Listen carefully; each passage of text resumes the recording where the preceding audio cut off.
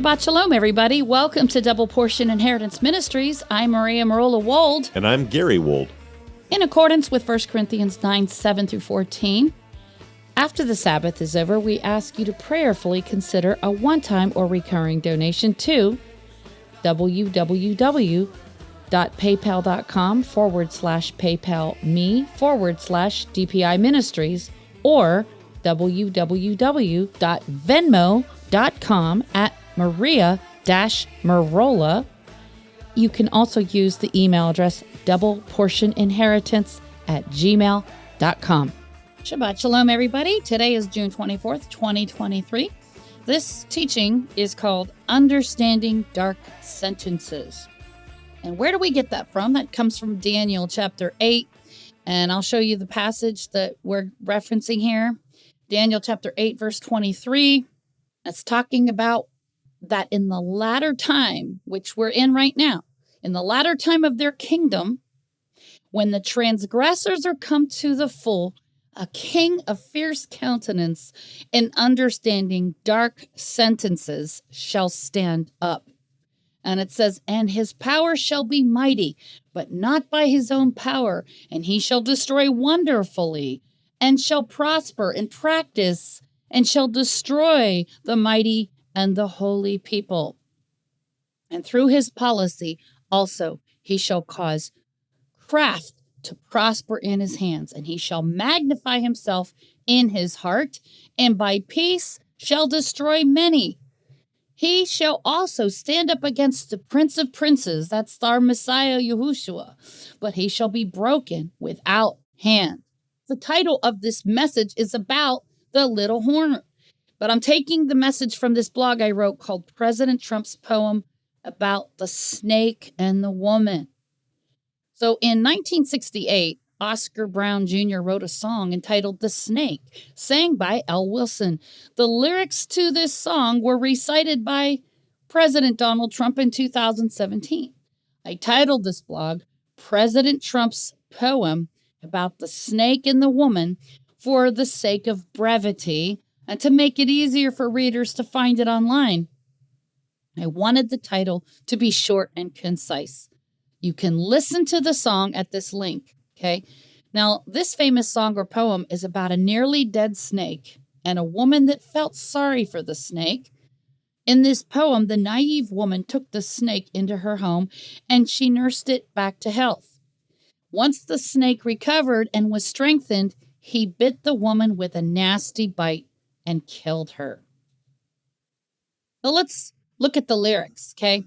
The Snake poem, read by Donald J. Trump.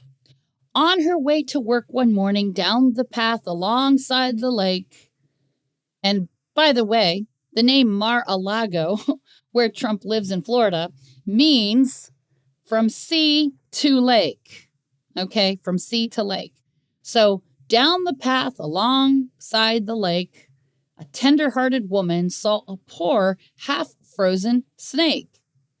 His pretty-colored skin had been all frosted with the dew. Poor thing, she cried, I'll take you in and I'll take care of you. Take me in, tender woman, take me in, for heaven's sake. Take me in, tender woman, sighed the snake.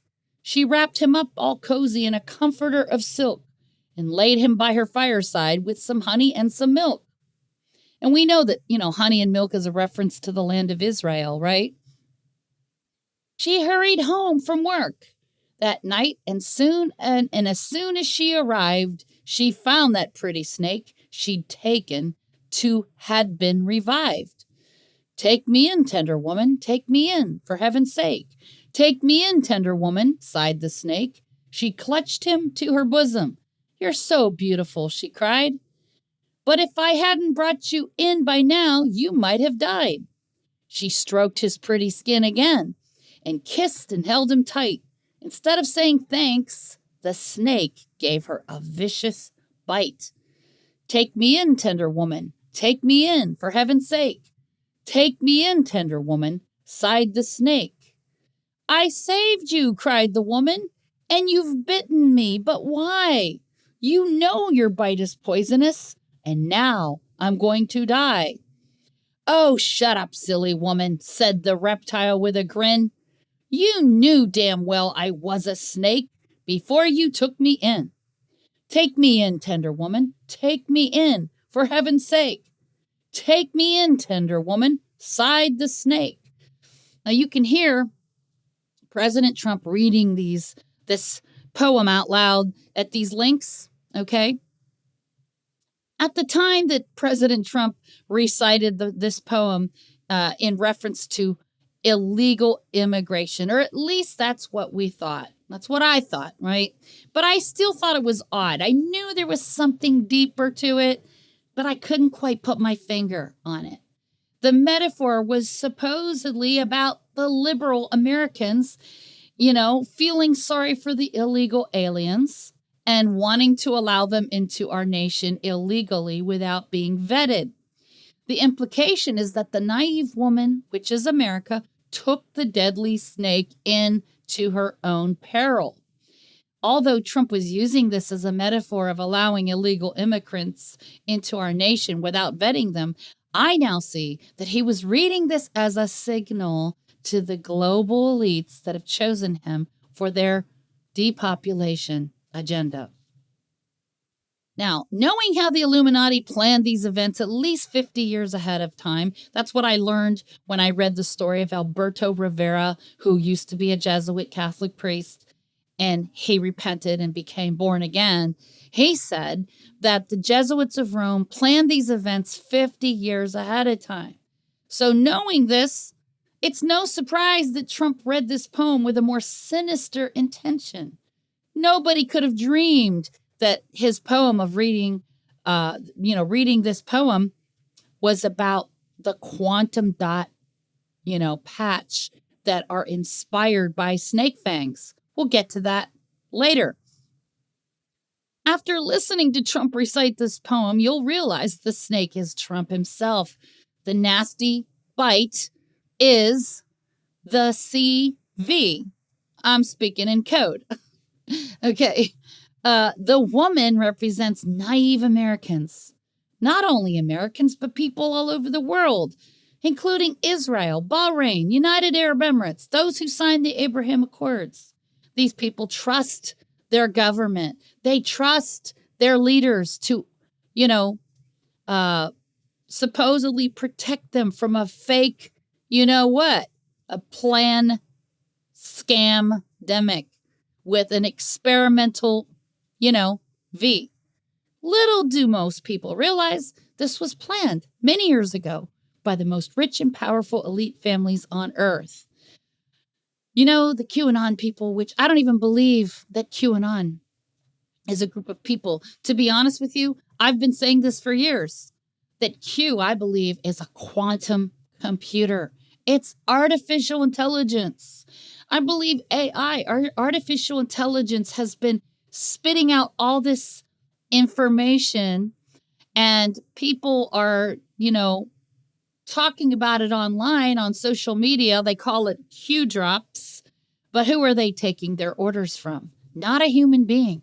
I believe it's a sentient computer that's telling them the plan. We've often heard the QAnon people say, trust the plan. Well, the plan does not come from Yahweh. The plan comes from a demonic entity. But the QAnon people like to say that Trump speaks in code. What they don't realize is that one of the characteristics of the little horn in Daniel 8:23 is that he understands dark sentences. He even speaks in dark sentences. So here is a graphic I made. In Daniel 8:23, it says, in the latter time of their kingdom, when the transgressors are come to the full, a king of fierce countenance and understanding dark sentences shall stand up. The Hebrew word for fierce is the word az, A-Z, meaning harsh, greedy, rough. In Daniel 7:20, the little horn has a mouth that speaks very great things, and his look is more stout than his fellows. We'll talk about that some more as we progress.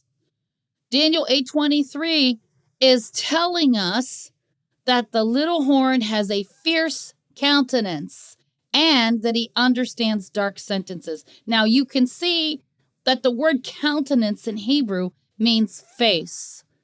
He has a fierce looking look on his face. We can see by the many poses that Trump makes, he has a fierce looking face, a fierce looking countenance. Okay. The Hebrew word for dark sentences is kidah. It means a puzzle. It means a trick or a riddle. Does this sound eerily familiar to you? Do you remember when the serpent did the same thing to Eve in the garden? Didn't he, beguile her? The serpent deceived or tricked the woman. In Bereshit, or Genesis 3:13, and Yahweh Elohim said unto the woman, what is this that you have done? And the woman said, the serpent beguiled me, and I did eat. I have this funny looking graphic here. And, the woman says, but Yahuwah said, if I eat it, I will die. And the serpent is saying, independent fact checkers have proven this to be false. In other words, he's trying to get her to believe the propaganda. And, as we get closer to the end of this blog, you're going to see the quantum dot patch that will place a mark on the skin, identifying all those who've been bitten by the snake or, received the V. This technology was deliberately patterned after the fangs of a snake. You see, when Trump recited that poem, he was speaking a riddle. He was letting us know that the CV that he funded, it was him that funded it using our tax dollars. He was letting us know that he was going to use our own tax money to bite us with a nasty bite. In Bereshit, Genesis 3:1, it says, now the serpent was more subtle than any beast of the field, which Yahweh Elohim had made. And he said unto the woman, yea, has Elohim said, you shall not eat of every tree of the garden? You see, the serpent lied to her and told her it's safe. It's completely safe. But we know that's a lie. We know just the opposite is true. It wasn't safe. Okay, and it's not safe. Is he trying to deceive you into believing that these are not the mark of the beast? The ingredients in them, in these snake bites, contain unclean animals, pig, dog, mouse DNA. In Leviticus 11, we are told that Elohim has listed all the things that are considered unclean for food, that we shall not eat of these things. They are not meant to be consumed by humans. Now, I wrote this blog in January of 2021, but in April of 2022, new information came to light, revealing that the CV contains cobra venom in them. Not only is it talking about the quantum dot patch that is, patterned after snake fangs, but the actual V has a substance in it that is cobra venom. And we're going to talk about that. It's in our water supply and it's contaminated. This is why people were getting the CV. This is why people were getting sick. First, they were getting sick by the contaminated water, and then they were getting injected with it by the CV, which is the reason for death. Okay, now there is an interview that I highly recommend that you watch with Stu Peters and Dr. Brian Artis, and they're exposing the snake venom that's being used in the CV to depopulate. And, so I recommend that you go to this, to these links here, okay? So additionally, all the snake bites contain something that I'm not going to say out loud, but, I'm going to enlarge the image so you can see it, but they contain aborted, and here it is. It says MRC5, human diploid cells, Hep A, MRC5, cellular proteins. You can examine this, and I'm not going to say some of these words out loud because I don't want to attract attention from the artificial intelligence that would try to take down my video. Okay. We are commanded by Yahweh not to partake of swine, rodents, mice, dogs, yet these are present in the CV. Okay. We are also commanded not to partake of human flesh. This would fall into that category of human flesh. Dr. Teresa Deischer said this in August of 2020, August 11, 2020. She said, and this woman knows because she is, this is her line of work. She says that they use aborted, in the V. Babies are born at 5 to 6 months old, alive, with beating hearts and no anesthesia. Okay. And you can go to these links and see for yourself. Okay. Some of these might be YouTube videos that have been taken down by now, but you can go and look at these links that I provided in the blog. Okay, here's another graphic. Human, bambinos born alive at 5, 6 months old so that their hearts can be obtained beating, and they have to be beating to be used in the V research that's being done. If the heart has stopped beating, it's not useful. You cannot use it. And so these, bambinos are delivered alive and their hearts cut out without anesthesia. It's horrible. Absolutely horrible. This is the mystery of lawlessness that the Apostle Shaul was talking about in 2 Thessalonians 2:7. For the mystery of iniquity does already work. Only he who now lets will let until he be taken out of the way. This word iniquity in the Greek is anomia, and it literally means violation of the Mosaic law, Torah. You see, the man of lawlessness will convince you to disobey the commandments of Yahweh. Okay. And, incidentally, this video is not going to stay up on YouTube. As soon as we're done with it, we're going to probably take it down and it's going to be published somewhere else. But I'm not going to keep it up because I know that it's probably not going to be good to keep it up. Okay. Now, this is something that Trump said on December 22nd, 2020. Okay. And he says distribution of both is going very smoothly, and he's talking about his snake bites. Distribution of both is going very smoothly. Amazing how many people are, getting the V snake bite. Record numbers. Our country and indeed the world will soon see the great miracle of what the Trump administration has accomplished. They said it couldn't be done. Okay. So this was on the winter solstice. President Trump bragged on his Twitter feed about his accomplishments with the distribution of these snake bites, calling it a great miracle. Revelation 13:14 says, and he deceives them that dwell on the earth by means of those miracles, which he had power to do in the sight of the beast, saying to them that dwell on the earth that they should make an image to the beast, which had the wound by a sword and did live. Now, what does this mean? He had power to do miracles in the sight of the beast. Well, you see, the phrase in the sight of, let me look this up for you. It's in Revelation 13. Okay, Revelation 13:14.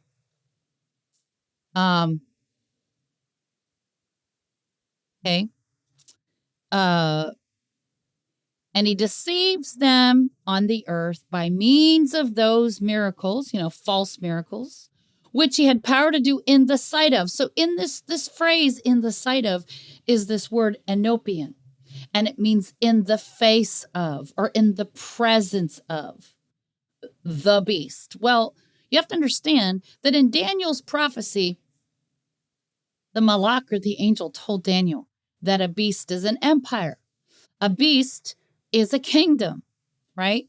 So in the face of, or in the presence of what beast? Well, the end time beast, the empire, the final empire, the 8th kingdom on earth.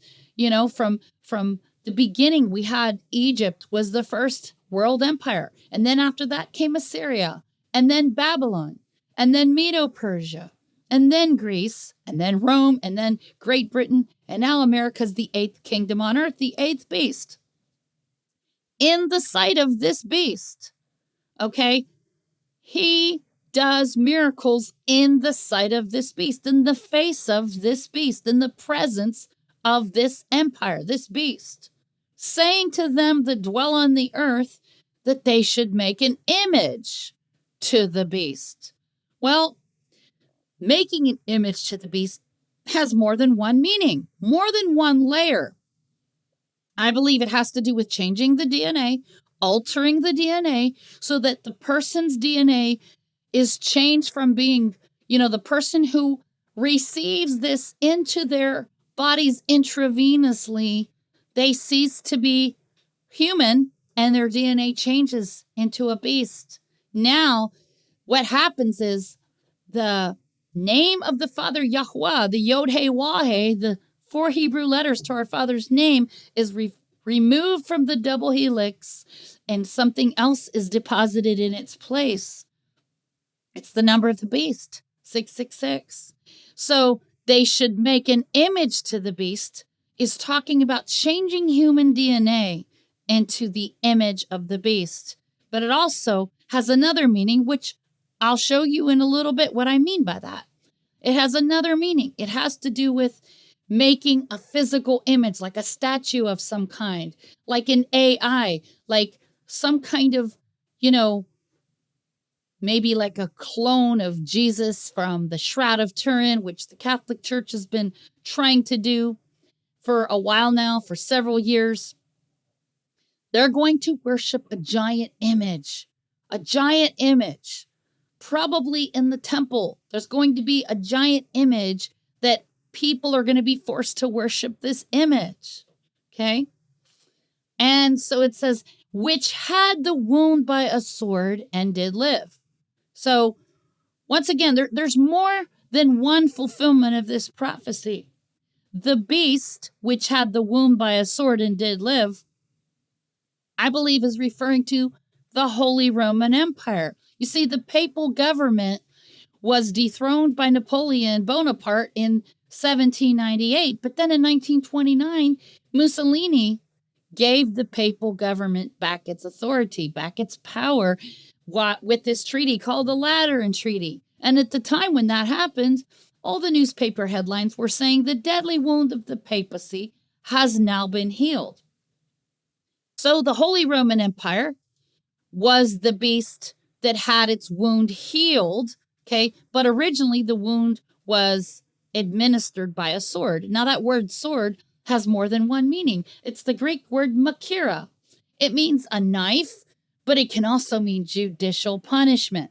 So I believe that the beast which had the wound by a sword was initially the papacy, the papal government, which had its wound healed in 1929.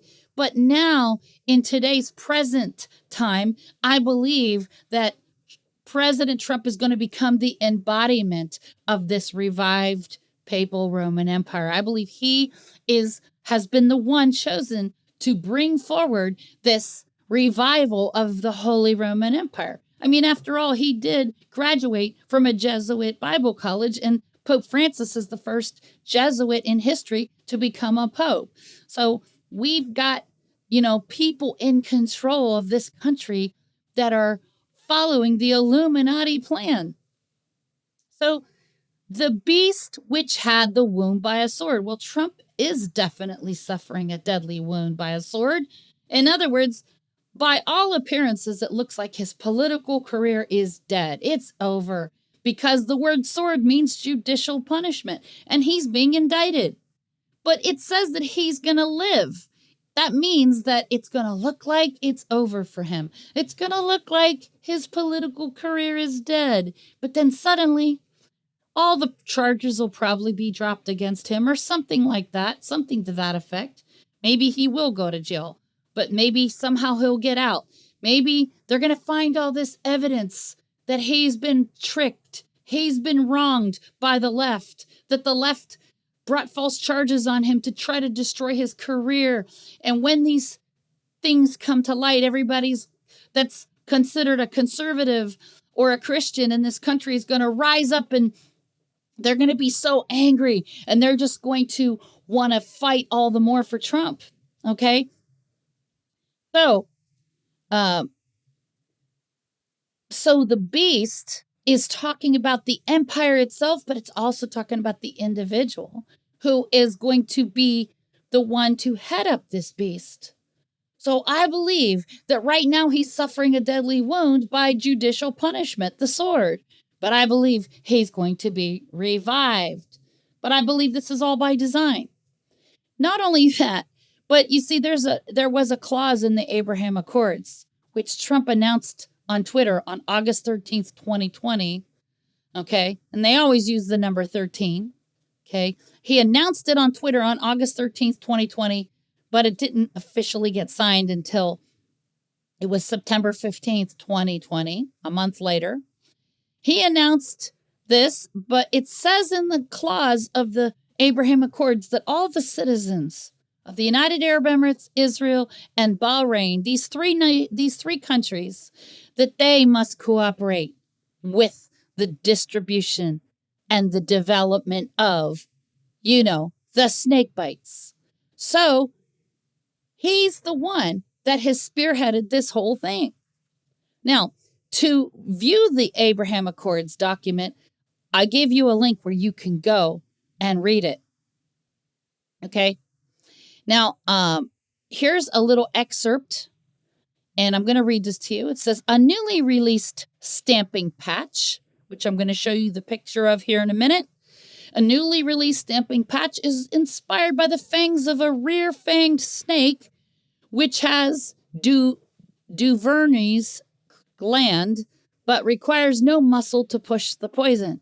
Such grooved fangs facilitate the easy flow of venom through capillary action or the ability of water molecules to flow through the narrow spaces with no assistance from external forces.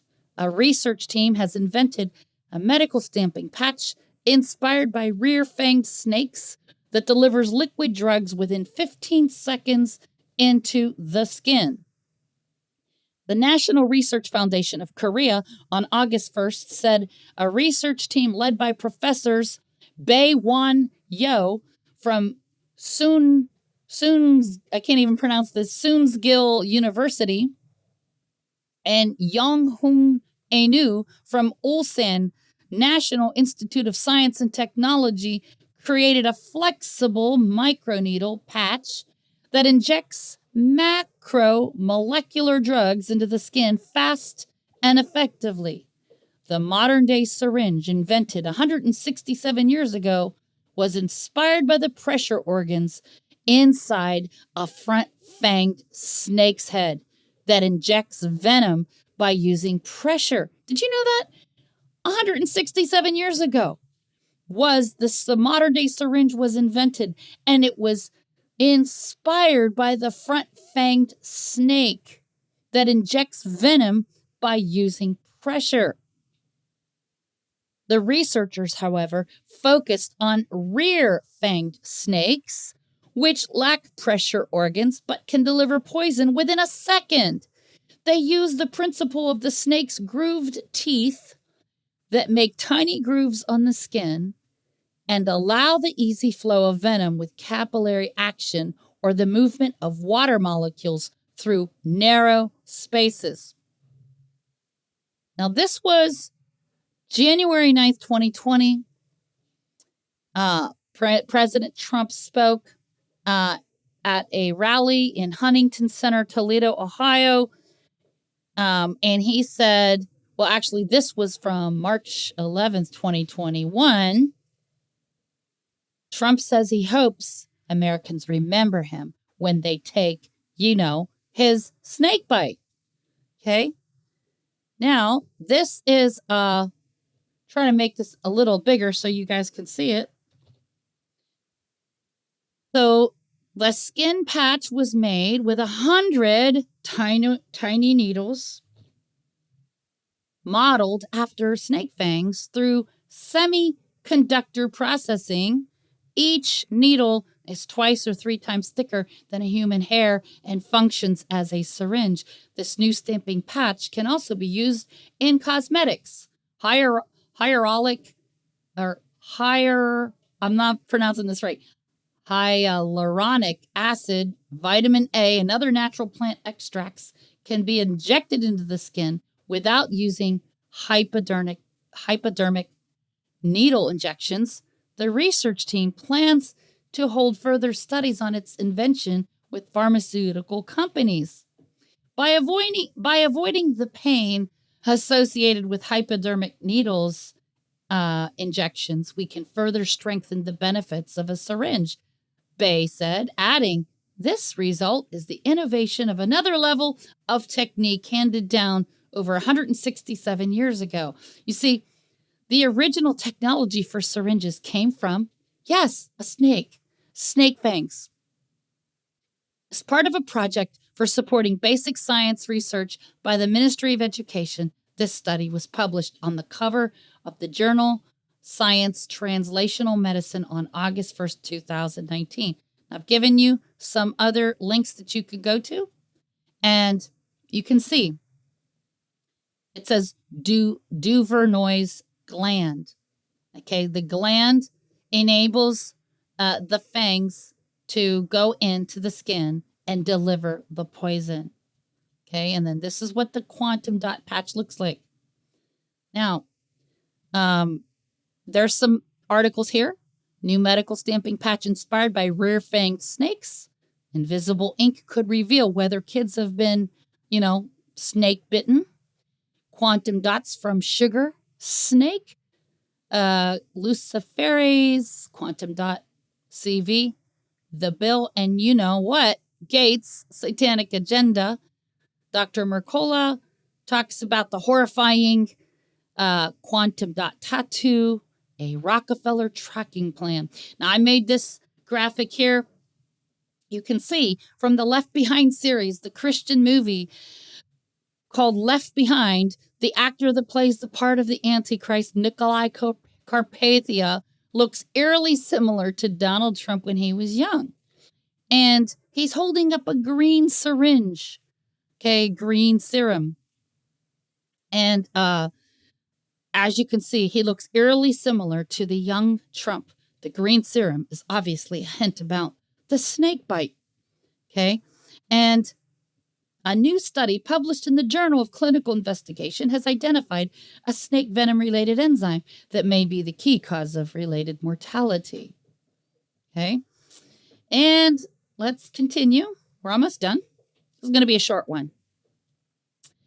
In April of 2022, my husband Gary and I viewed a video with Stu Peters and Dr. Ardis revealing that there's a substance that's very similar to cobra venom. Well, it is cobra venom, but it's made in a lab, okay? And the name of this video is called Watch the Water. In 2016, the same year that Trump came into office, they told us in a TV show called The Blacklist that the CV could be in our water supply. Thankfully, Gary and I purchased a Berkey water system in 2015. Another thing I find interesting is that the name Mar-a-Lago is a Spanish word. It means from sea to lake. In Revelation 13:1, it says that the beast rises up from the sea. The word lake is a verb, according to Merriam-Webster. Listen to what it says. I made this graphic. I'm sure that some of you have already seen this before. Those of you who've watched a lot of my videos probably feel like, here we go again. Maria's sharing the same stuff over and over again. And I apologize for the repetition. But, for those who haven't seen it yet, I continue to put this information out because I want everybody to get the memo. I want everybody to be educated. So I apologize to those of you who've already heard it before and feel like it's repetitive. But we know that there's still people out there who haven't heard it yet. So thank you for your patience.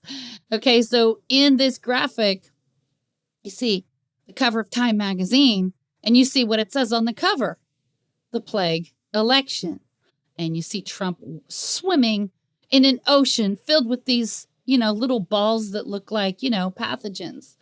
And Mar-a-Lago in Spanish, from sea to lake, the beast rises up from the sea. The word lake as a verb, according to Merriam-Webster, means to cause blood to undergo a change in which the hemoglobin becomes dissolved in the plasma. Revelation 17:5, the waters which you saw where the horse sits are peoples and multitudes and nations and tongues. So this is the waters, right? And what does Dr. Artis say? That these waters have been contaminated with snake venom. And who's in the water? The snake himself and the pathogens, okay? Revelation 13:3, and his deadly wound or his plague was healed. Now, it was in October of 2020 that Trump and his whole family supposedly contracted the you-know-what, but I don't believe they really did. I think that was all a big psyop. But he supposedly miraculously recovered from it, and then he went on Twitter and bragged about how strong his immune system is and how, his DNA and, his plasma can be used for V research. In fact, he even calls this, he calls himself the father of the V. His son, Don Jr., even tweeted, imagine this, Trump gets all better and donates his plasma to develop a C treatment, and then all the liberals have to get the snake bite with Trump's blood. So you see, the beast from the sea has caused multitudes of people and nations to have their blood changed because he says he's the father of the V. Now, when he says that, most people think, he's just being funny, he's being cute, he's just saying that like tongue-in-cheek. No, I believe he's telling us something deeper than that. I believe that these snake bites really do have the DNA of Nephilim in them. So when he tweeted this on October 5th, 2020, it didn't stay up for very long. It got taken down. Now, most people deny the validity of it and say, that's fake news. But the fact that he tweeted this can be proven by the fact that his son tweeted this the same day. So why would his son tweet this if this didn't really happen? Okay? So those who doubt the validity of this, look at what his son tweeted. They're almost the same. And look, right after he tweets this, he says, OMG, he needs to go donate now. Okay? So yeah, he did tweet it, whether you want to believe it or not. Okay? You can even go to Merriam-Webster's dictionary and look up the definition for yourself if you don't believe me. How many of you remember that when he tweeted this was during the time that, he recovered from the deadly wound, the deadly plague. And see that word in Revelation 13, where it says that his deadly wound was healed, that word wound is plague, okay? See, it's not this word right here, it's this word. Yeah, plague. Deadly wound, plague. Okay? So he recovered from the plague. Okay? Within 3 days. Okay? And so there was a movie in 2010 called Megamind. And interestingly, this movie, which is kind of like a cartoon, it's, computer animation. It's a funny, cute movie, but the Rockefellers even told us through this film, the global elites are always telling us through film what they're doing. But the Rockefellers came out with a plan that same year, and they called it Operation Lockstep. Okay? And so it's no surprise the movie came out the same year. And in the movie, we see Megamind, who has something called a holo watch, which is sort of like a hologram watch. It's kind of like enables somebody to do a deep fake where they can scan an image of somebody and change what they look like, sort of like a deep fake. So in this scene, Megamind makes himself look like Marlon Brando in the Godfather movie. And he injects Hal with this DNA altering substance. And then he says to Hal, I am your father. I am like your space dad. Well, Trump's the one who developed Space Force. And for those of you who don't know what Space Force is, It's not for space exploration.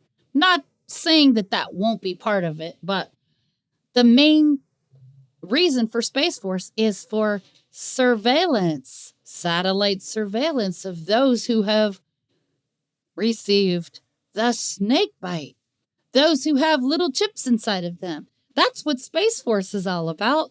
So here you have this guy who is supposed to be the godfather, and he says, I am like your space dad.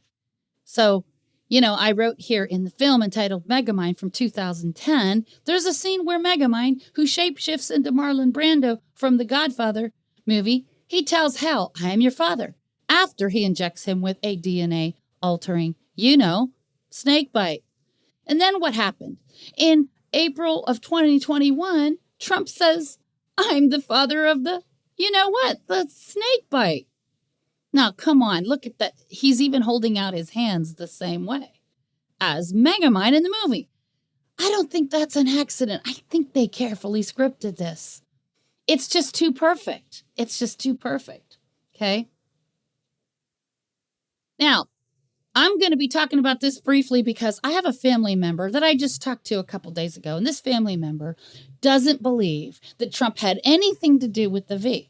This family member of mine says, oh, no, he has nothing to do with it. She thinks that it's Biden who developed the V. And I'm just like thinking, where have you been? Like, were you in a coma all through 2020? I mean, I didn't say this, but I was thinking it, right? Were you in a coma the whole year of 2020? Okay, so here, and I sent this family member all these links. So here's a YouTube video called Trump Booed for Telling Alabama Crowd to Get the CV. And here you see, this is the cover of the video. He's at a rally in Alabama and they're all booing him. And he's telling them to get it. Okay, so he's pushing it. Even though this family member of mine's saying, no, he's not. He's not pushing it. But he is. And so I sent her this video. She hasn't responded. Just crickets. Okay. And now you got Candace Owen.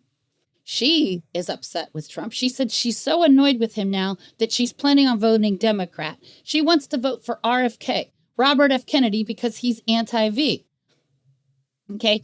And she even says in the video, she says, even though I don't support other things that the Democratic Party supports, like abortion and things like that, she says, this issue of the V is so important to me, I'm willing to vote Democrat just because of this one issue. But see, here's what I think is going on. And I'm just going to postulate here. I think, and there's been suggestions of this, that RFK, Robert F. Kennedy, could end up being Trump's vice president. And that maybe this is all part of the Hegelian dialectic that Candace Owen, she even said in this video, she's so annoyed with Trump because she interviewed him and he basically got nasty with her over the V. So maybe they're causing this divide on purpose because this is how the Illuminati do things. They divide and conquer. Okay. First they create the divide and then they bring the two divided pieces back together again. The Hegelian dialectic. So maybe that's what's going on. That's what I'm thinking. So there's 3 videos. Why Trump got upset with me. Candace Owens turns on Trump over his pro-V rhetoric. Trump is really wrong for this. Okay, so this is what she says. Now, this was the actual interview where she's telling Trump how dangerous the V is. And he's like, no. And he's getting really frustrated with her. And he's kind of, being insulting towards her and wouldn't let her talk, shut her down. Here's the video. Trump brutally schools Candace Owen on V. But see, listen, these people are all actors. I believe they're playing this out on purpose. But there's been rumors that perhaps Trump may choose RFK to be his vice president. And that will help tone down some of his, pro-vaccine stance. And it'll appear like, well, Trump can't be as pro-vaccine as he has been pretending to be, because why else would he have a vice president who's been very vocal against vaccines? So that'll help bring together, the dialectic. See, it's all part of, the show, how they trick people. They're all part of the Hegelian dialectic, okay? Now, to this family member that wouldn't believe me that Trump was the main one who spearheaded all of this, here's an article. It says, bait and switch as millions pulled from the WHO. Trump gives billions to Gates-founded organization called Gavi, the V Alliance. See, Donald Trump, Gavi, and Bill Gates. Everybody wants to blame Bill Gates and Fauci, but somehow, Trump has just remained clean through all of this, unscathed, untouched. So everybody wants to blame Fauci and Gates, but where's Trump's role? Oh, he doesn't know any better. Oh, he didn't know. He didn't know it was dangerous. Are you kidding me? But this is how people are. They're so beholden to him, they're willing to give him a pass, but they don't give a pass to Bill Gates. They don't give a pass to Fauci, but they do give a pass to Trump. I mean, it's really crazy how they don't see that he's involved. In fact, there's this video where, Candace Owen even says, oh, Trump is from the older generation. The older generation, like our parents and grandparents, they trusted so much in the medical community. But nowadays, we younger generation, we get it. We know about Big Pharma. So she's still giving him a pass, even though she doesn't agree with him and she's annoyed with him. She's making excuses for him and acting like he just doesn't know. He's just from the older generation. That's not true at all. We all know that. We all know this is deliberate. Okay? And then here's another article that you can click on. Trump appoints Gates-tied pharma exec as a V czar. Okay? This was in May of 2020. He appointed a czar, a V czar. Okay? And here's the article. Trump appoints Gates-tied pharma exec as the czar. A czar is like a Caesar. That's a Russian name for Caesar. Somebody who is in control of something that is so astronomical. It's so huge. It goes all over the world. So he appointed these two guys in May of 2020. So people who act like, oh, it's Biden who did it. No, Biden just picked up the baton and continued where Trump left off. But I believe they allowed things to look like Biden is in control to take the heat off of Trump. Trump's the main perpetrator. Don't let anybody tell you differently. And here's another article. Trump signed $900 million Johnson & Johnson contract for CV while he dismissed fears and held rallies. And here's the graphic. He signed a $900 million contract with our tax money. This was April of 2020. So people who are ignorant and giving him a pass and acting like he didn't know any better, please, people, this is the snake right here that administered a deadly bite. And when he told the poem, he wasn't talking about illegal immigration. You see, the global elites, the Rockefellers and the Rothschilds, they're the ones funding all of this. And Trump is just following the script. That's what people need to understand. He is following the script.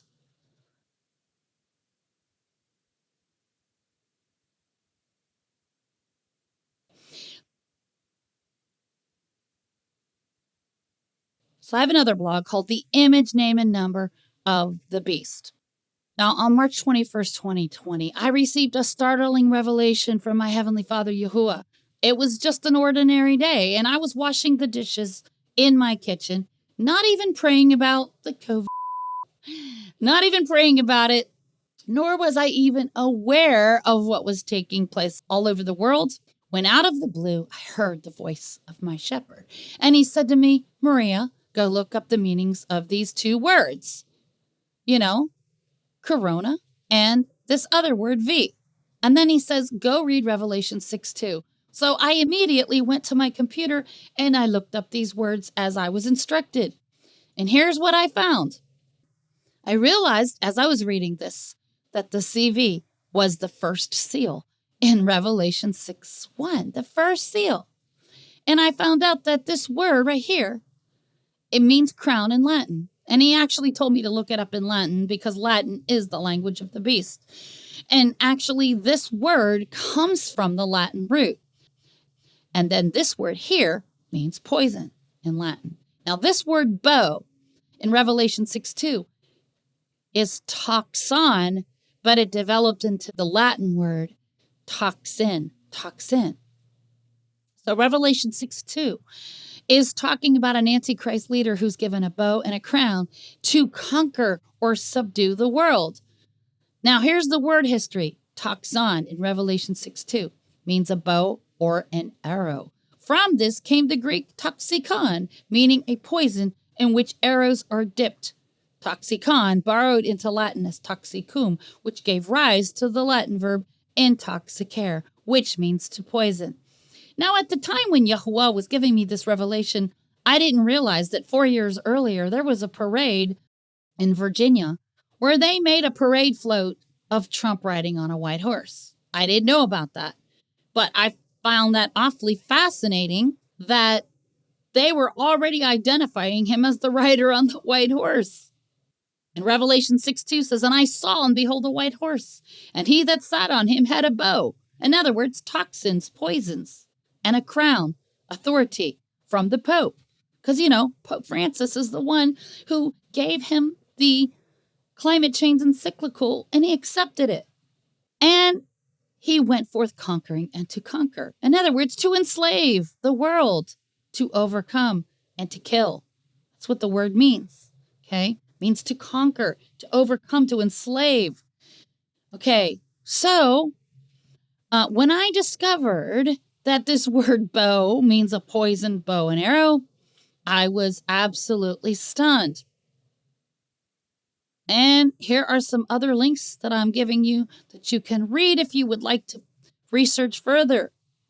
So I began warning people on social media about this revelation, and I was met with sharp hostility and rebuke. The first level of deception that was present within the community of believers was that they didn't believe that this was a hoax. They thought that the scamdemic was real, okay?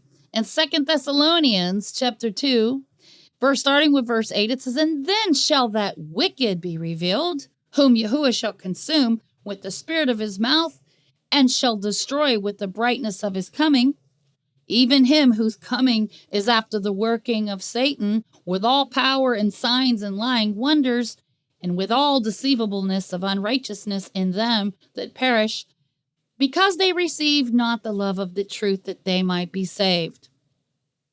And for this cause Elohim shall send them strong delusion, that they should believe a lie." In verse 12, "that they might all be damned, who believed not the truth, but had pleasure in unrighteousness." Our Messiah also warned us in Matthew 24. In Matthew 24:24, our Messiah said, "For there shall arise false messiahs and false prophets, and shall show great signs and wonders, insomuch that if it were possible, they shall deceive the very elect." Now, this Greek word possible is dunatos, sometimes pronounced as dynatos. It means powerful. It's where we derive the word dynamite in English. And so what he's saying here is he's not asking a rhetorical question as if to say, gee, is it even possible that the elect could be deceived? No, he's saying it is a powerful deception, and it will be a powerful deception. We know that it will be, because even the Apostle Paul said that it would be a strong delusion. Now, I began sounding the alarm. I began blowing the shofar and warning everybody that would listen about this snake bite, but few would listen. I realized that this CV was indeed the components of the mark. Now, the reason why I say one of the components is because I do believe the mark will also involve the Sunday Sabbath laws as well. Those will be instituted worldwide by the papacy of Rome. And I believe Trump will be part of the Sunday law as well, because he introduced an executive order called Advancing Interreligious Freedoms, which is going to make it illegal to speak out against any religion of the world. On June 2nd, 2020, President Trump signed an executive order called Advancing International Religious Freedom. The order defines international religious freedom as a moral and national security imperative, further solidifying religious freedom as a foundational principle of American foreign policy.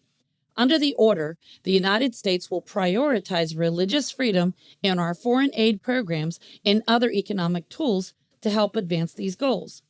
At President Trump's direction, the State Department will coordinate with U.S. aid to ensure at least $50 million per year is allocated for programs that advance international religious freedom. To read the full text of this executive order, you can see the link in the description of this video. Thus, I believe the mark of the beast has a physical fulfillment pertaining to the human body, but I also believe it has a spiritual fulfillment pertaining to the human spirit, the soul, and the mind. Now, I have another blog called The Mark of Yahuwah or The Mark of the Beast, where I explain that I believe the mark is twofold. It's physical, but it's also spiritual. And it has to do with a religion, the one world religion of anti-Mashiach. And, we all know that Pope Francis, who I believe he is also another anti-Mashiach.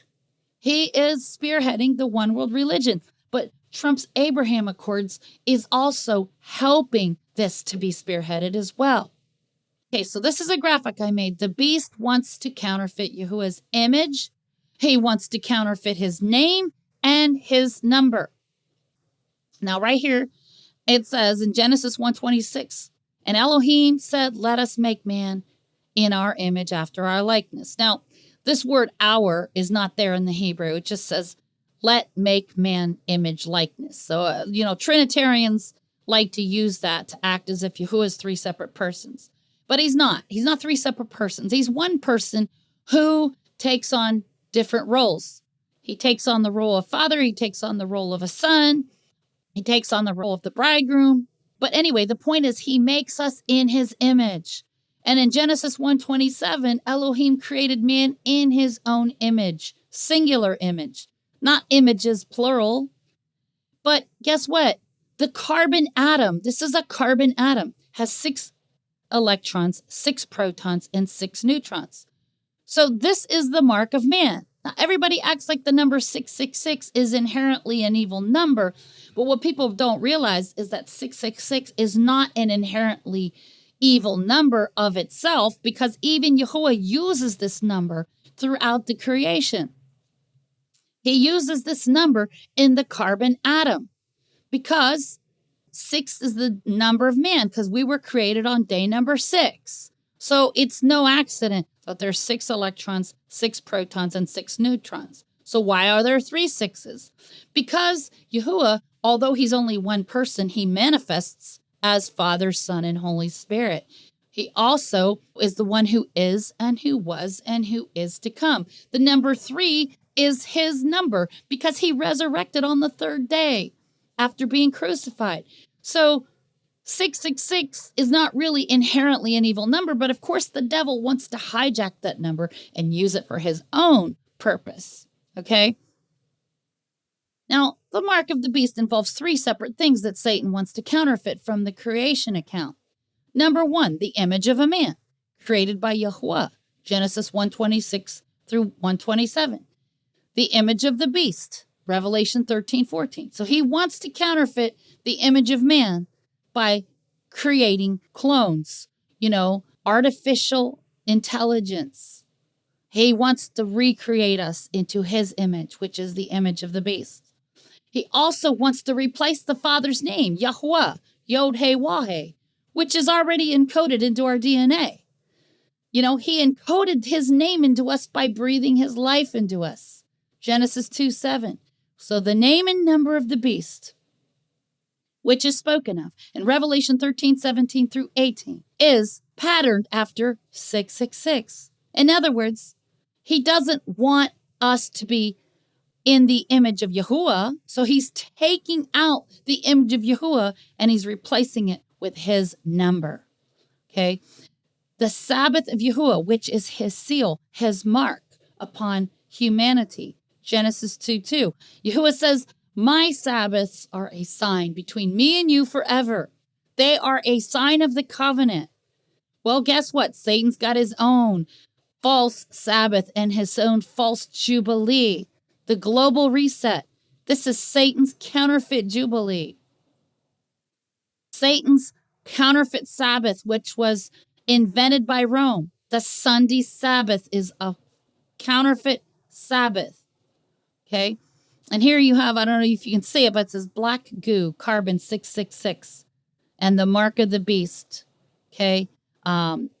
So they're planning, or they've already started using this stuff. This, I'm trying to be careful how I say it, but it's, it's this black goo that's, in the substance that changes and alters your DNA. Okay. And Satan's grandest lie, transhumanism, changing us. This book here is written by a guy named Pastor Mike Hoggard, Triple Helix, genetically changing mankind into beasts. So in other words, what he wants to do is add another helix. Instead of a double helix, he wants to give humans a third helix, changing our image. Okay. Now the number of Yahuwah is, Yod, which is the number 10, has the numeric value of 10. Hey has the numeric value of 5. The wall, in modern Hebrew, they call it a vav, has the number 6 value. And then the last hey also has a number 5 value. So these letters together add up to 26. 2 plus 6 is 8. Okay. So this is what the devil wants to do. He wants to counterfeit everything so that he can look like he is the creator. Now here's some more links that you can go to read these 2 blogs I have called Is the CV the Mark of the Beast? CV, Prelude to the Mark of the Beast. Now, not too long after I began warning people on social media about the gene-altering effects of the CV, new scientific data became available about how our Creator's name is already written into our human DNA. Scientists are actually calling the human genome the Book of Life. Isn't that amazing? Would this be the very book of life that Scripture is describing? In Revelation 3:5, he that overcomes, the same shall be clothed in white raiment, and I will not blot out his name out of the book of life, but I will confess his name before my Father and before his Malachim, angels. So in other words, if you take the mark of the beast, that will blot out his name from your DNA, which will blot out his name from your DNA. Okay? Which will also blot out your name from the book of life. Revelation 13:8. And all that dwell upon the earth shall worship him, whose names are not written in the book of life of the Lamb slain from the foundation of the world. In Revelation 17:8, it says that the beast that you saw was and is not, and shall ascend out of the bottomless pit and go into perdition. And they that dwell on the earth shall wonder, whose names were not written in the book of life from the foundation of the world, when they behold the beast that was and is not and yet is. In Revelation 20, verse 12, it says, and I saw the dead, small and great, stand before Elohim, and the books were opened. And another book was opened, which is the book of life. And the dead were judged out of those things which were written in the books, according to their works. Now, according to the scientific discoveries that some of these creation scientists have discovered, 60,000 volumes of information are written in our human DNA. Okay, now this is a direct quote from this article, and I give the link to it. Now, I agree with most of what's written in this article, but There's a couple things in this article where the guy who authored the article quotes from the Zohar, which is from Kabbalah, and I don't agree with that. But I just had to put a disclaimer. Now, he says the Hebrew letter het means sin, but that's not true. It does not mean sin. The Hebrew letter het means an enclosed, fenced-in area of protection. So I don't agree with the guy who wrote the article on that point. But the DNA is composed of 4 elements. What are these 4 elements? Hydrogen, nitrogen, oxygen, and carbon. When put together, they form these 3 letters, Yod, He, Wah, and then the letter G, which is Gimel. So it's Yod, He, Wah, Gimel. When the carbon is replaced with nitrogen, we have all colorless, odorless, and invisible gases. They form the letters Yod, He, Wah, He, which is the name of our Elohim. Now, I recommend this article to go to called The Hidden Name of the Creator in Your DNA. Now, compare this 4-lettered name to the 4 elements that make up human DNA and discover an ancient secret of creation. The key to translating the code of DNA into a meaningful language is to apply the discovery that converts elements to letters. Based upon their matching values of atomic mass, hydrogen becomes the Hebrew letter Yod, which is what the English letter Y stands for. Nitrogen becomes the letter He, which is represented by the English letter H. Oxygen becomes the letter Wa or Vav, which is represented by the English letter W, and the carbon becomes the Gimel, the G. These substitutions now reveal that the ancient form of Yahweh's name, Yod He Wah He, exists as the literal chemistry of our genetic code. Through this bridge between Yahuwah's name and the elements of modern science, it now becomes possible to reveal the full mystery and find even greater meaning in the ancient code that lives as each cell in our bodies.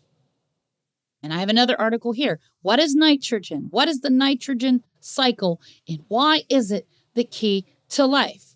Okay, I'm going to explain something about that. What exactly is the nitrogen cycle? The nitrogen cycle is a repeating cycle of processes during which nitrogen moves through both living and non-living things. The atmosphere, soil, water, plants, animals, and bacteria. Microscopic living organisms that usually contain only one cell and are found everywhere. Bacteria can cause decomposition or breaking down of organic materials in soils. In order to move through the different parts of the cycle, nitrogen must change forms. In the atmosphere, nitrogen exists as a gas called N2 on the periodic table. But in the soils, it exists as nitrogen oxide, NO, and nitrogen dioxide, NO2. And when used as a fertilizer, can be found in other forms, such as ammonia, NH3, which can be processed even further into a different fertilizer, ammonium nitrate, which is NH4NO3. There are 5 stages in the nitrogen cycle, and we will now discuss each of them in turn. Fixation or volatilization, mineralization, nitrification, immobilization, and denitrification. In this image, microbes in the soil turn nitrogen gas N2 into what is called volatile ammonia, NH3. So the fixation process is called volatilization. When a mineral or chemical, such as nitrate or NO3, drains away from soil or other ground material and leaks into surrounding area, it forms, this is where certain forms of nitrogen, such as nitrate or NO3, become dissolved in water and leaks out of the soil, potentially polluting waterways. In other words, when we are born again of the Ruach or the Holy Spirit, guess what? He gives us the last letter to his name, which is the He, The He is the breath. See, when Abram's name was changed to Abraham, the only thing that changed about his name was the last letter of Yahuwah's name, which is the He. So Abraham was given one extra letter in his name, the He, which means the breath. This is the same numerical value as the atomic mass of nitrogen. When Sarah's name was changed to Sarah, she was given only one extra letter to her name. She went from Sarai to Sarah, okay? So the Hebrew letter He was added to her name. Once again, the same numerical value of the atomic mass of nitrogen. See, our Messiah's name is Yahushua, Joshua, which is spelled with 6 Hebrew letters, not 5 Hebrew letters. I know there's a lot of people that say Yahusha, but that's because there's 4 different ways that the name Joshua is spelled in the Tanakh. And that's because of the lying pen of the scribes. But in the Dead Sea Scrolls, it's been found that Joshua's name is spelled with all 6 letters. Yod, He, Waw, Shin, Waw, and Ayin. You see, when people shorten his name to Yeshua, they are removing the He. They are removing the breath from his name. Okay. The Yod-He-Wah-He code. The mapping of the genetic code known as our DNA is probably the most important scientific breakthrough of the new millennium. Mapping the chemical sequences in our DNA is a breakthrough that is expected to revolutionize the practice of medicine. This discovery has lasting physical and spiritual implications. A direct link can easily be found between the building blocks of life and the creator of the universe. You see, mankind was made with a hidden code within our cells. This code is the alphabet of DNA that spells out our creator's name. Okay? So here's a link you can go to, creator's name in your DNA. So if the snake bite alters and splices your DNA so that you no longer have the name of Yahuwah written therein, what do you think this means? I believe this means that every person who takes the mark of the beast will have his name blotted out. You see, every person, I believe, is born with their names written in the book of life, but they choose whether to have their name blotted out or not. This means we are all given an equal opportunity. We are all given the opportunity to choose to follow Yahuwah, to obey him, to obey his commandments. However, those who do not overcome the sinful nature, those who do not overcome Ha-Satan, those who do not overcome the serpent and say no to him, will have their names blotted out. Revelation 3:5, he that overcomes, the same shall be clothed in white raiment, and I will not blot out his name out of the book of life, but I will confess his name before my Father and before his malachim, his messengers. See, the Greek word overcomes is nikeo. It means to prevail. It means to conquer. You see, in Revelation 6:2, the rider of the white horse means to prevail against us, to conquer us. But we must overcome him. And he might kill the body, but he cannot kill the soul unless you let him kill the soul. In Genesis 28, the patriarch Jacob wrestled with Elohim, and his name was changed to Israel. You know, Ish-Ra'al, that's what it means. One who prevails with Elohim, one who overcomes. You see, that's what the name means. One who conquers, one who prevails, an overcomer. Okay? In Revelation 3:12, we are told, to him that overcomes will I make a pillar in the temple of my Elohim, and he shall go out no more. And I will write upon him the name of my El, and the name of the city of my El, which is New Yerushalayim, New Jerusalem, which comes down out of heaven from my El, and I will write upon him my new name. You see, when Jacob proved himself to be an overcomer, that is when Yahuwah gave him a new name, to match his born-again experience. I believe that when Jacob wrestled with Yahweh all night long, his deceptive nature was changed. He overcame, and Yahuwah gave him a new name to match his new born-again condition. In Genesis, Bereshit 28:12, it says, "And he dreamed, and behold, a ladder set up on the earth, and the top of it reached to heaven. And behold, the Malachim, the angels of Elohim, ascending and descending on it." You see, now I believe that this word Malachim could be singular. The Malach, meaning Yahushua. He is the Malach, the messenger of Yahuwah. That I believe that this could be talking about Yahushua himself. Because who's the one that ascends and descends? It's Messiah Yahushua. We are told this in Proverbs 30, verse 4. He's the one that ascends and descends. In Ephesians chapter 4, 8 through 9, he's the one who descended and then he ascended back to the Father that he might fulfill all things. See, Jacob was shown in the dream a spiral ladder, which is thought to be the human DNA.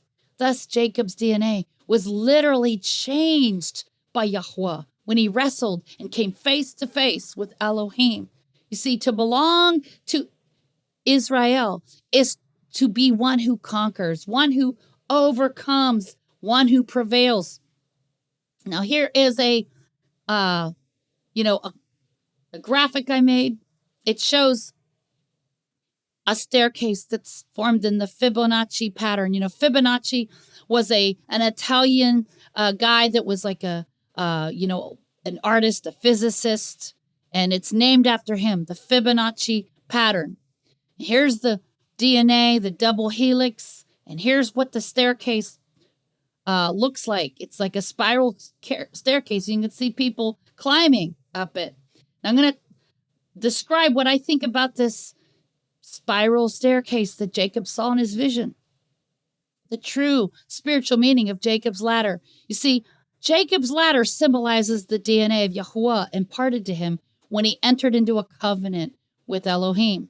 Jacob's sinful, fallen nature was changed when he repented and thus received the renewed DNA of Elohim. See, when we sin, when Adam and Eve sinned in the garden, their DNA was perfect before they sinned. And then something happened. When they sinned, they ate the tree of knowledge of good and evil. And when they ate of that tree, their DNA became corrupted. Okay? But see, Messiah Yahushua's blood restores our DNA back to the way it was before Adam and Eve fell in the Garden of Eden. And I believe that's what happened to Jacob. See, I believe when we are born, we have that perfect DNA. And then when we sin, our DNA becomes corrupted. Now, of course, I do believe we inherit a fallen nature from Adam and Eve. I do believe that. But a baby who hasn't had a chance to sin yet hasn't had his DNA, corrupted yet. But see, Jacob wrestled with Yahushua. I believe it was the pre-incarnate Messiah, Yahushua, that he wrestled with all night long. And it says he came face to face with Elohim. This means that he wrestled with the pre-incarnate Messiah so that his life was preserved. Genesis 32:30. Okay? Now I want to look at that up. Genesis 32:30. Okay? Genesis 32:30. Okay, preserved, natsal. It means to snatch away. It means to escape. Okay, to recover, to rescue.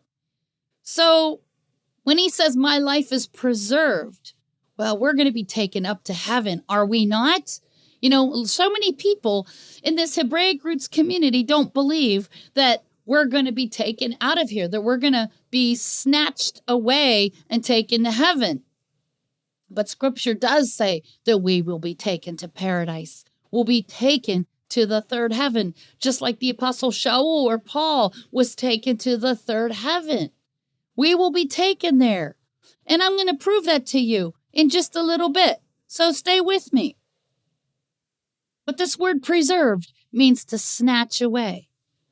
So when the bride is taken away, we're only going to be there in Shamayim, in the heavenly huppah with the bridegroom, for 10 days, during the 10 days of awe, during those 10 days between the Feast of Trumpets and the Day of Atonement.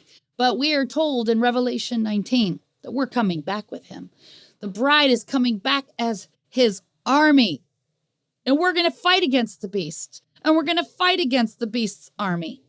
The bride's going to be changed, transformed into incorruption. You see, Elohim was letting down his ladder, his DNA to the earth so that Jacob might ascend. And you see that word ascend is aliyah. How many of us have heard that word aliyah? You know, we hear that all the time. Have you made aliyah? You know, aliyah means to ascend, you know. So we are going to ascend to heaven. The covenant. I skipped a paragraph here. See, Elohim was letting down his ladder, his DNA to the earth so that Jacob might ascend. That is to communicate with Elohim, just as human DNA can transfer knowledge and information bidirectionally. And so do the Malachim, the angels. In other words, ascending and descending on Jacob's ladder. Okay? The covenant that Yah established with Jacob, permitted communication or fellowship with Elohim. Thus, it was like a portal. It was a gateway into the dimension of Shamayim, heaven.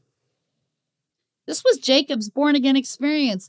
It is when Yah gave him a renewed DNA, thus establishing a ladder or a portal, a gateway into the realm of the Spirit. You see, when we are born again, we receive the DNA of Yahushua. Therefore, we become one flesh and one spirit with him as his bride. Okay, now I recommend these articles. Is the genome the book of life? If the DNA molecule is the book of life, it's a very strange book indeed.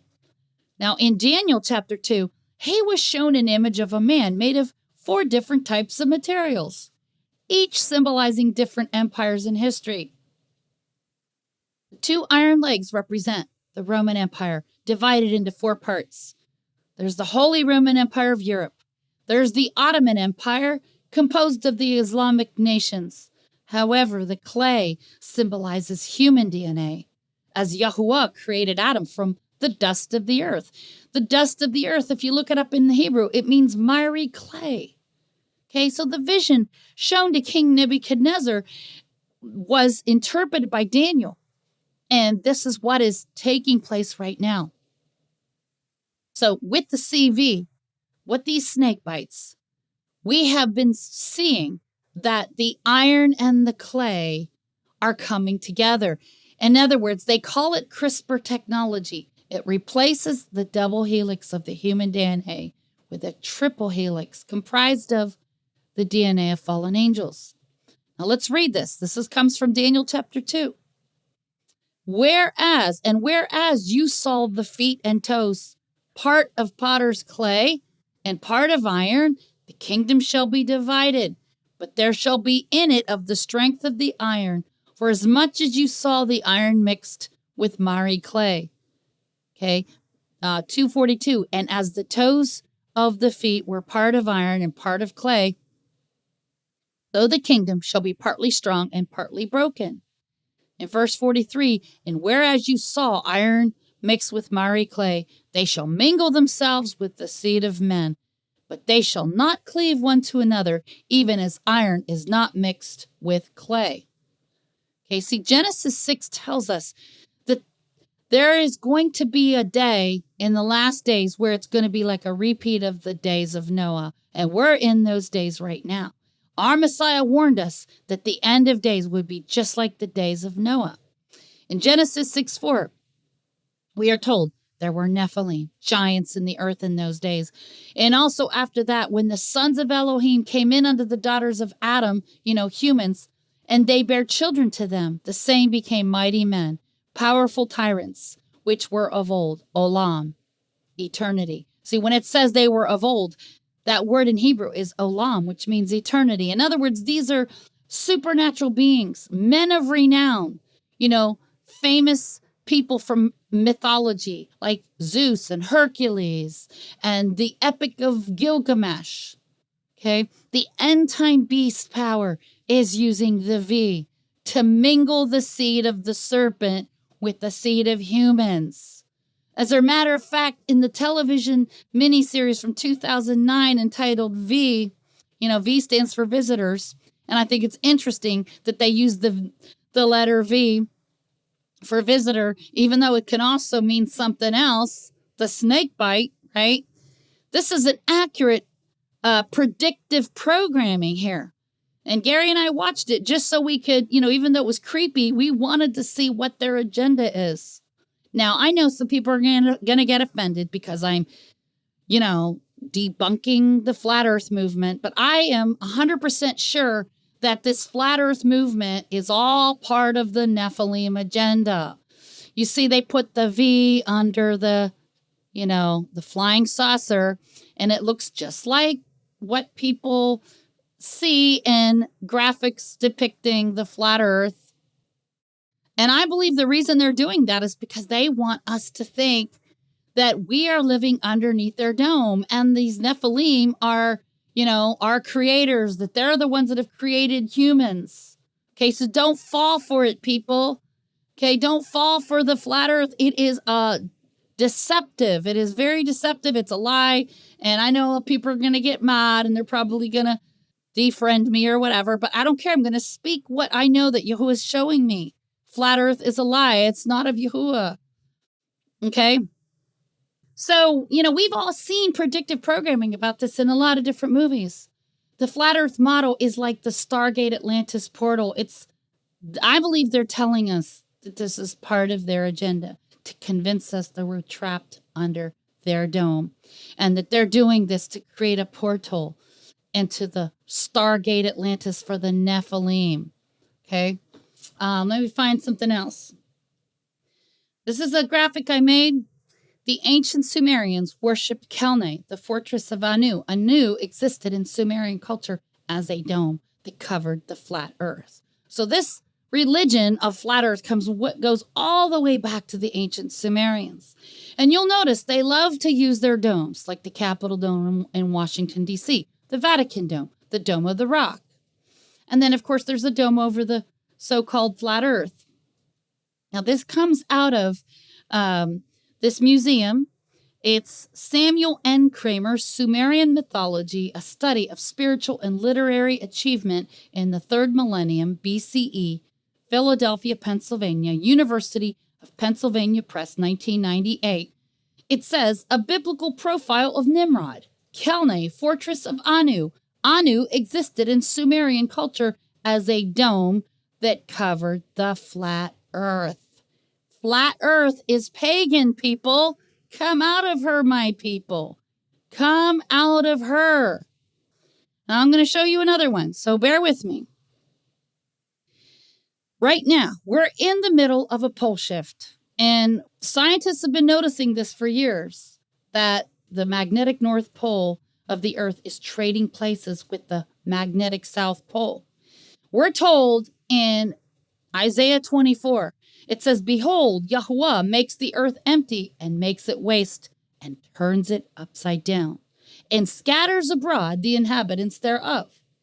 Now, according to the flat earth model, if the earth is going to be turned upside down, this is what an upside down flat earth would look like. It means that all the waters of the earth would all collect into this dome like a bowl. Okay. And that means the sun and the moon inside of the, so-called dome would all be underwater. So right there, that shows that this whole belief is fallacious. Doesn't even make sense. Okay. So here is a graphic I made in Amos 8:9. It says, and it shall come to pass in that day, says Yahuwah, that I will cause the sun to go down at noon, and I will darken the earth in the clear day. We're seeing these anomalies with weather patterns happening right now. There's a pole shift going on. Isaiah 24:1 says, behold, Yahuwah makes the earth empty. And when we look at that word empty, it's the Hebrew word bakak, which means to depopulate. Wow, we're seeing that happening. And it says he's making it the earth waste and he's turning it upside down. Now, what is taking place right now since CERN opened up a portal, or, they activated their particle collider? We're seeing the same thing that took place in that movie from 2009 called V for Visitor. In episodes 4 and 5, they tell us in the television series that the visitors are planning to change human DNA to their species of reptiles via they call it the flu. The flu, shot. I have to be careful. You know what I'm saying. So they're trying to change in the TV series. They're changing human DNA with the flu. You know what? Snake bites. See, the 2009 remake of the science fiction film called The V features actress Morena Baccarin. She's the mother of the alien reptile race. In the film, her name is Anna, which sounds very similar to Anu, who was worshipped as the god of the flat earth dome. Okay, now don't you think that's interesting? You'll notice in this graphic that the movie logo shows the giant letter V in red underneath the flying spacecraft, which is a flat disk. As a matter of fact, it closely resembles the flat earth model. V is a science fiction franchise created by an American writer, producer, and director named Kenneth Johnson about a genocidal invading alien race known as the Visitors. They're reptilian humanoids disguised as human beings trying to take over Earth. And the human reaction to this, including the resistance group attempting to stop them. Now, I want to show you this again for those who missed it. This comes from Samuel N. Kramer, Sumerian Mythology, a study of spiritual and literary achievement in the 3rd millennium BCE. Philadelphia, PA, University of Pennsylvania Press, 1998. He says, a biblical profile of Nimrod. Kalne, the fortress of Anu, existed in Sumerian culture as a dome that covered the flat earth. People, the flat earth belief comes from Nimrod. It comes from ancient mystery Babylon. Okay? Now, in the summer of 2015, this is when I first began seeing the flat earth Sumerian religion being pushed by the Jesuits of Rome. I was very grieved in my ruach, or my spirit. The Vatican saw the Hebraic movement was a threat to their pagan sun god worship, so they had to find a way to infiltrate the Netzarim, the Hebraic community. And what did they do? They brought in the ancient Sumerian worship of Anu, the god of the flat earth. Now, they want the elect to be deceived into following fallen angels, the Anunnaki. These are Nephilim, okay? You see, in the 1500s, it was the Vatican who martyred thousands of people who did not accept their geocentric flat earth model. See, in the 1500s, the Vatican was the one behind the geocentric flat earth model. Don't believe me? See, this is an article I found online. Does the Bible teach geocentricity? And he talks about it in here. The medieval Catholic Church maintained that the Bible taught geocentricity, i.e., that the sun and planets revolve around the earth, as opposed to what we know as the Copernican idea of heliocentricity, that the planets all revolve around the sun. This situation began with when Claudius Ptolemy of Alexandria restated the ancient Ptolemaic geocentric theory in the 2nd century after Messiah, and was able to predict the motion of the celestial bodies with far greater accuracy than the existing theory of heliocentricity.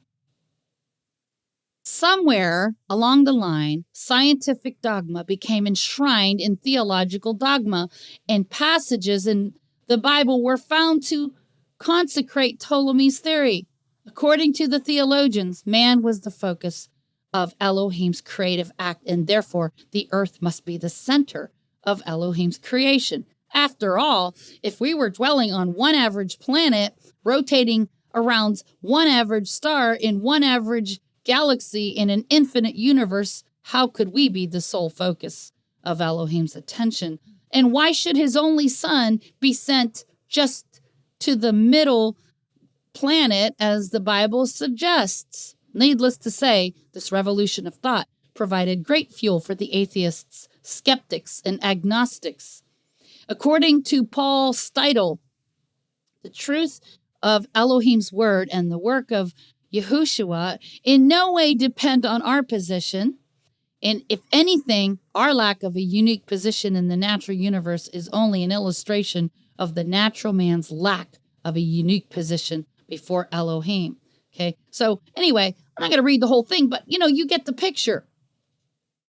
They want us to believe the Catholic Church is the one that was behind the geocentric model, the flat earth. Now, I began to smell a rat when I first noticed. I realized that Donald Trump, who's a graduate of Jesuit Bible College, Fordham University, was also an avowed flat earther, and it was during his presidential campaign in 2015 that the flat earth religion began to be pushed onto the unsuspecting sheep. Okay, now here is a graphic. Donald Trump says the earth is flat, October 31st, 2016. This was something he tweeted. Trump in his flat earth tweets in 2016. Okay, Book of Matthew, folks. The devil took him to a very high mountain, very high. And what did he do? He showed him the whole world. Isaiah 40:22. It is he that sits above the circle of the earth. Crooked Hillary and the environmentalists are paid liars. He misspelled liars. They will be exposed. Okay, so you see, he's pushing this whole narrative. You have to wonder, why would the beast push this narrative? Okay, there's more to it than meets the eye. And I try to stay away from this topic because it's so hugely divisive. But I'm sorry, sometimes it just has to be said because there's other things that tie into it that are very important. Okay, so now I'd like to share a little bit from this other blog I have called Ezekiel and the Parable of the Woman in Matthew 13:33. So this was in May of 2021. I was on the phone with my son Elijah, and he had asked me why 1/3 of any integer of 1, whether it's 1, 10, 100, or 1,000, comes out to 33333 to infinity. However, 2/3 of the same integer comes out to 66666 to infinity. As of October 16th, 2021, Bloomberg published the number of people in the world that have taken the snake bites. This number is based on the tracker that is inside of people's bodies from the microchip implants administered via the snake bites. And you can go to this link to see more. The current world population in 2021 was almost 8 billion, as seen by the chart that I provided below. By dividing 8 billion by 3, we can see where this is heading. 8 billion divided by 3 comes out to 2.6666666 and on to infinity. If 6.6 billion shots have already been administered, and many of these experts in the medical community are projecting deaths from these shots within 2 to 5 years, that will leave us with approximately 2/3 of the world's population that are expected to expire, and only 1/3 who will survive. This totally fits the prophecy of Ezekiel's 1/3 and 2/3. So we see prophecy happening in real time right now with these snake bites. Well, I was amazed that he had this revelation because instantly I understood the meaning of these mathematical equations. My reply to him has to do with the prophet Ezekiel and his Nazirite vow, which ended with him shaving off all his hair. So in Zechariah 13:8, it says, "And it shall come to pass that in all the land, says Yahweh, 2 parts therein shall be cut off and die, but the third shall be left therein." And then in verse 9, it says, "And I will bring the third part through the fire, and will refine them as silver is refined, and will try them as gold is tried. They shall call on my name, and I will hear them. I will say, it is my people, and they shall say, Yahweh is my Elohim. So Ezekiel was told to shave off the hairs of his head and beard and to divide them into 3 parts. The first part, representing the remnant of Israel, was to go inside the corner of his garment where the fringes or the tzitzits go. And to learn more about this command, I recommend reading Numbers 15:38 and Deuteronomy 22:12. And another third of his hairs were to be burned with fire, and the other third were to be struck through with the sword. This will be the judgment that comes upon those who take the mark of the beast. The ones who have Father Yahuwah's name in their foreheads, according to Revelation 14:1, will be reserved in the corner of the garment. In other words, where the tzitzits or the fringes are placed.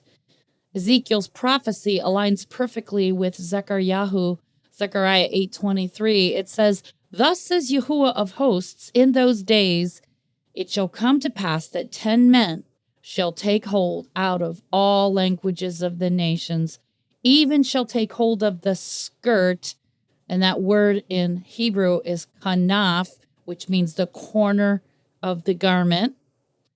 It says they shall take hold of the skirt or the kanaf of him that is a Yahudi, a Jew, saying, "We will go with you, for we have heard that Elohim is with you." So in other words, the hairs of his head, of Ezekiel's head, do you remember when our Messiah said that the hairs of our head are numbered and that even if one of our hairs falls to the ground, he knows. He has the hairs of our head numbered. He knows us that intimately. Well, in this account, Ezekiel's hairs are a metaphor for the population of Israel. And so 2/3 are, told that they would be cut off and they would die, and only 1/3 would be spared. So this leads us to the parable of the woman and 3 measures of meal. So the 1/3 and the 2/3 in Ezekiel's prophecy helps us understand this other parable that our Messiah taught. And he talks about the woman with 3 measures of meal in Matthew 13:33. And I always find it interesting that, the original scriptures did not have chapters and verses in them. But it seems like almost supernaturally, some of these passages have numbers, passages and numbers that pertain to the passage itself. So there are 3 groups of people within the household of faith that will be divided up according to their faith in Messiah and their works of obedience. So there's the remnant from the house of Yehuda or Judah. There's the remnant from the house of Joseph or Ephraim. And then there's the remnant from among the Gentile nations that are born again, and they are grafted into the house of Israel. The number 3 represents resurrection because, our Messiah resurrected on the 3rd day. It also represents witnesses because we are told out of the mouth of 2 or 3 witnesses, everything shall be established. All right, so also in 1 John 5:7-8, we are told that there are 3 that bear record in heaven, who testify in heaven, the Father, the Word, and the Ruach HaKodesh, the Holy Spirit. The number 6 is the number of humanity because we were created on day number 6. However, on the 7th day, 7 is the number of covenant. The word 7 in Hebrew, Sheba, means to take an oath. So it's the number 7 that sets us apart. 7 is the day in which we are set apart and enter into covenant with him. Therefore, our Messiah resurrected on Shabbat. He resurrected on the 7th day of the week, just before sundown. This is why he said, "I am the master of the Sabbath." The number 7 in Hebrew, Sheba, means to covenant, to redeem by an oath, to take an oath by repeating 7 times. Now, if you are among the 1/3 who keep his covenant, evidenced by the 7th day of the week, in other words, we keep his covenant, we keep his commandments, we keep his 7 feasts, then you will be resurrected with Messiah. Hence, you will be among the 3 to infinity. However, if you are among the 2/3 that worship the beast and do not obey the covenant of Yahweh, you will be among the lawless one. In other words, the beast. Hence, 66666 to infinity. I found that rather interesting. Now, I want to share this little graphic I made. It says the beast wants to counterfeit Yahweh's image, name, and number. Now, I already shared that in the previous blog that I shared with you, so there's no need for me to elaborate on that. But here's something interesting. So the image of man created by Yahweh, according to Genesis 1:26 and 27, is what Ha-Satan wants to counterfeit. Instead of us being created in the image of Yahweh, he wants to change our DNA so that we are now created in his image, the image of the beast, according to Revelation 13:14. The other thing he wants to counterfeit is the name of Yahweh, which is encoded into our DNA, the DNA of every human being. Yahuwah breathed into mankind the breath of life, Genesis 2:7. In exchange for Yahuwah's name and number, Ha-Satan wants to remove the name of Yahweh from our DNA, and he wants to insert in it a triple helix, a third helix that contains 666. The Sabbath of the Creator, which is the seal or the mark upon mankind, Genesis 2:2. This is something that Yahuwah has given us as a sign that we are in covenant with him. However, Ha-Satan wants to counterfeit this with a false Sabbath. Of course, he's already done it when the Catholic Church changed the Sabbath to Sunday. But it's going to become, I believe, a global law that people are going to have to keep Sunday holy versus the Sabbath of our Creator. And those who do not comply will be punished. There's also rumor of the global reset, which is Satan's counterfeit jubilee. You know, when our Messiah came the first time, he came in a jubilee year. And when he comes again, he's going to come again in a jubilee year, setting the captives free. Well, Satan has a counterfeit for that as well. So I see how Ha-Satan has a counterfeit for everything. Now, as of October 16th, 2021, Bloomberg published this, and this actually is a tracker that has said that this is the amount of people that have been given the snake bite. Okay, so take a look at this graphic. It says more than 6.66 billion, snake bites given. In the U.S., 407 million have been administered. Now, why is this significant? You can go to the link and you can see it for yourself. I'll show it to you. Okay, so October 16, 2021, this is how many have been given. And it shows the map. It shows the world map. Okay, so right here it says the current world population in 2021 is almost 8 billion as seen by the chart below. Okay, so I provided you with a chart. This was in 2021. It was almost at 8 billion. Okay. So at the time when the tracker took 6.66 billion, when we divide 8 billion by 3, we can see where this is headed. 8 billion divided by 3 is 6.66 billion snake bites administered. Okay.